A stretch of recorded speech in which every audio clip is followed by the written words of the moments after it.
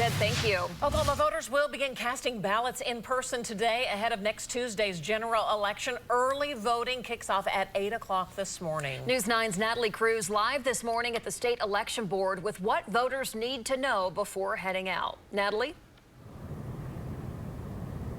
Good morning. Well, in just a couple of hours, Oklahoma voters will be heading to county election boards across the state. And that starts at 8 o'clock today. That's actually a day earlier than in years past. And that's because state lawmakers voted to expand the period back in 2021, starting with this general election. Early voting hours are 8 in the morning to 6 at night. That's today, tomorrow, and Friday. And voters can also cast ballots on Saturday from 8 to 2 o'clock.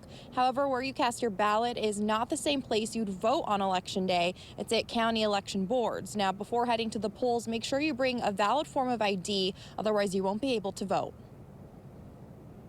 A valid ID is considered your state issued or federal government issued or federally recognized tribal ID. It does have to have a photo and it does have to have an expiration date that is valid. They can also provide their free voter ID card that they receive from their county election board when they register to vote. And if you initially opted to vote absentee but have changed your mind, that's okay. You can still vote in person. Just make sure you bring that ballot with you to the voting polls. At the Capitol, I'm Natalie Cruz for Oklahoma's Own News 9.